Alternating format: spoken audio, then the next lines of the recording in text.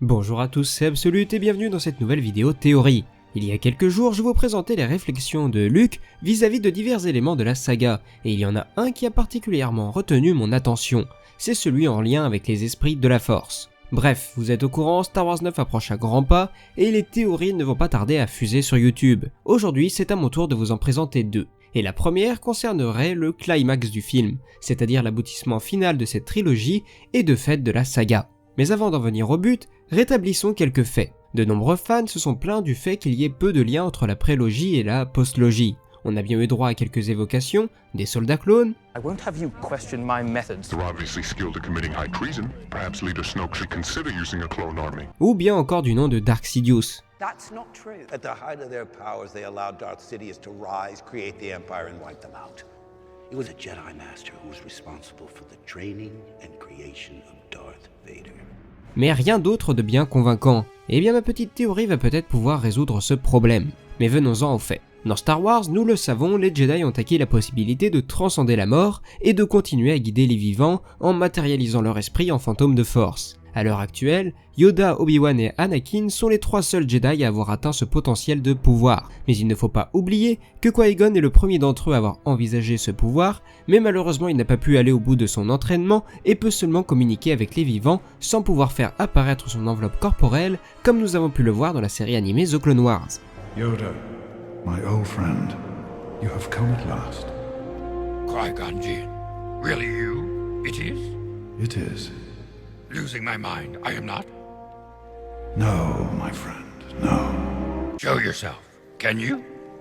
I cannot. My training was incomplete.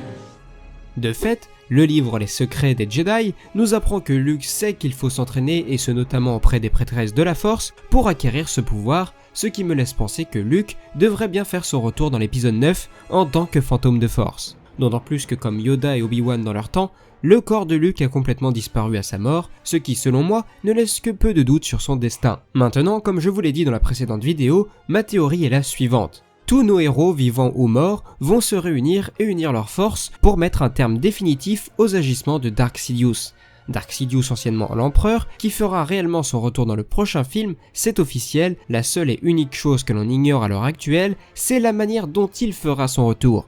Une version physique ou alors une version esprit, une théorie sur laquelle je penche le plus. Mais il ne fait aucun doute que Dark Sidious sera plus puissant que jamais car il aura réussi à contourner sa propre mort. La question que je me pose encore, c'est le rôle de Kylo Ren dans cette histoire. Prendra-t-il parti pour Palpatine ou encore une fois s'alliera-t-il à Rey pour détruire les Sith? Comme ils l'ont fait dans l'épisode 8, l'avenir nous le dira. Mais concernant le camp des héros, je pense que Rey devra mener le principal assaut seul. Mais en arrière-plan, les différents héros que je vous ai cités plus tôt devraient sans nul doute la soutenir.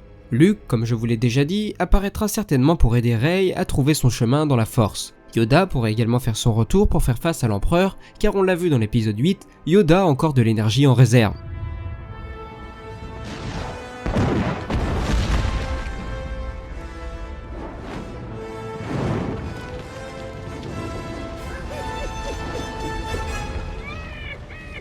Et en plus de cela, on se souvient tous qu'il a une revanche à prendre sur l'Empereur depuis leur affrontement dans la salle du Sénat républicain.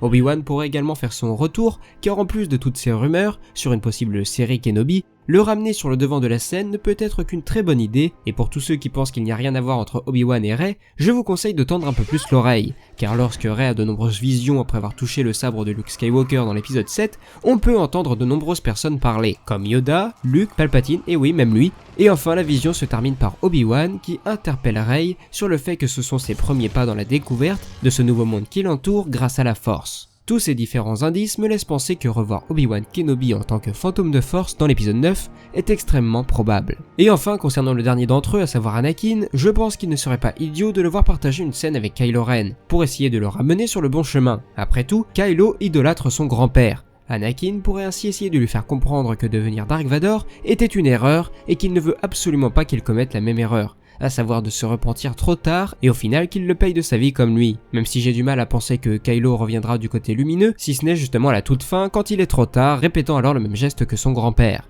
Et même si son lien avec Rey est plus ténu, il n'est pas impossible que Anakin se joigne du côté de Rey, après tout c'est elle qui manie son sabre laser. Bon, maintenant on va laisser tomber de côté un petit peu le côté logique de tout ça et laisser place au côté émotif. Mais est-ce que vous imaginez sérieusement cette scène? Imaginez Rey qui fait face à l'empereur seul, celui-ci qui lancerait un de ses rires machiavéliques dont il a le secret, en se moquant d'elle sur le fait qu'elle soit seule. Et elle pourrait alors répliquer qu'au contraire, elle ne l'avait jamais été.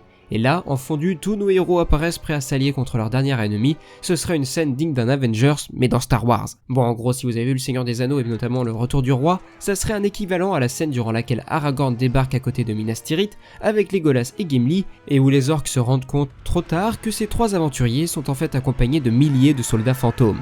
Bref, de l'épicness à son paroxysme, d'autant plus que cette scène pourrait parfaitement laisser place au génie de John Williams pour accompagner tout ça, car ce dernier a récemment indiqué que tous les thèmes marquants de la saga seraient présents dans le film, et directement on peut penser à Duel of the Fate ou bien encore Battle of the Heroes. Et là ça y est, je m'imagine le tout et j'ai des étoiles dans les yeux. Mais maintenant passons à la deuxième théorie que j'ai à vous proposer. Dans Star Wars 9, nous aurons probablement deux antagonistes, Kylo Ren, suprême leader du Premier Ordre, et Dark Sidious qui fera son retour d'une manière ou d'une autre. Mais dans cette deuxième théorie, nous allons nous attarder sur Kylo Ren et sur son potentiel duel contre Rey qui a cette fois-ci de fortes chances de se produire.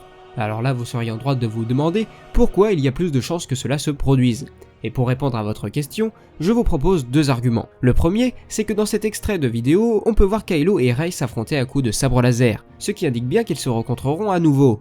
Et deuxième argument, en lien direct avec la théorie que je m'apprête à vous expliquer, cette couverture du futur livre Tout l'art de l'ascension de Skywalker, sur laquelle on peut voir Rey et Kylo s'affronter dans ce qui pourrait s'apparenter à une sorte de monde miroir, Rey avec son sabre bleu dans un monde à la teinte plutôt rouge, se battant au-dessus de Kylo Ren au sabre rouge dans un monde avec une teinte bleutée. Monde bleuté qui peut faire d'ailleurs écho au plan que je vous ai présenté plus tôt. Déjà, rien que la pose de ces personnages sur cette image peut nous indiquer que les dires de certains acteurs, qui indiquent que l'épisode 9 de la saga proposera un combat au sabre comme on ne l'a encore jamais vu, est tout à fait possible. Et pour agrémenter cela, voici ma théorie. Bon, vous vous souvenez de la très énigmatique vision de Rey dans l'épisode 7 ? Bien. Et bien personnellement, je pense que ce nouveau combat que nous proposera l'épisode 9 aura un montage assez similaire à cette version, et que ce duel se déroulera à travers les époques et les lieux mythiques de la saga Star Wars. Et je trouve personnellement qu'il n'y aurait rien de mieux pour conclure la saga que de faire un lien entre le dernier épisode et tous les autres films qui le précèdent. De ce fait, je pense que les lieux qui réapparaîtront seront les suivants. Le réacteur de fusion dans lequel s'affrontent Qui-Gon Jinn, Obi-Wan et Darth Maul dans l'épisode 1, la planque de Dooku dans l'épisode 2 ou bien même pourquoi pas l'arène de Geonosis si on veut voir les choses en grand. Pour l'épisode 3, je pense que le plus probable sera de revoir Mustafar, mais la chambre du Sénat dans laquelle s'opposent Yoda et Dark Sidious n'est pas à exclure non plus. En ce qui concerne l'épisode 4, la salle du hangar est la plus probable des scènes. Pour l'épisode 5, l'espèce de petit pont sur lequel s'affrontent Vador et Luke, qu'on pouvait déjà reconnaître dans l'épisode 7, sans compter qu'une scène coupée montrait réellement d'un peu plus près le combat les opposants d'un autre point de vue que celui proposé dans l'Empire contre-attaque. Pour l'épisode 6, la salle de l'Empereur me semble être la chose la plus évidente. Pour l'épisode 7, la forêt enneigée apparaît également comme le lieu le plus probable, d'autant plus que cette forêt enneigée apparaissait également dans la vision de Rey. Et enfin pour l'épisode 8, nous avons le choix entre la salle du trône de Snoke ou bien encore la base de repli de la Résistance sur Krayt. Parmi les lieux manquants importants, il y a bien évidemment Tatooine, qui devrait malgré tout faire partie de la liste, étant certainement la planète la plus importante de la saga. Je trouverais ça dommage de n'avoir aucune évocation de cette dernière dans le dernier film. Et enfin, il y a également la planète sur laquelle se trouve l'académie de Luke, qui pourrait être un lieu assez intéressant à explorer, car c'est forcément quelque chose qui touchera profondément le cœur de Kylo Ren que de se retrouver de nouveau en ce lieu précis.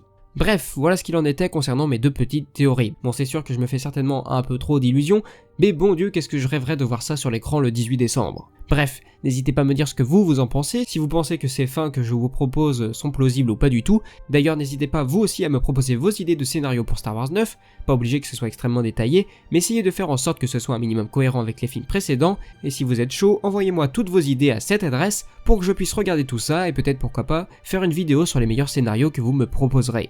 Bref, la vidéo est à présent terminée, si elle vous a plu n'hésitez pas à la liker, à la partager et à vous abonner pour ne rien manquer de l'info Star Wars. Si vous avez quelques secondes à me consacrer, je vous invite à vous rendre sur ma page Utip pour regarder quelques publicités, et enfin moi il ne me reste plus qu'à vous dire à la prochaine, c'était Absolute, et que la force soit avec vous, ciao.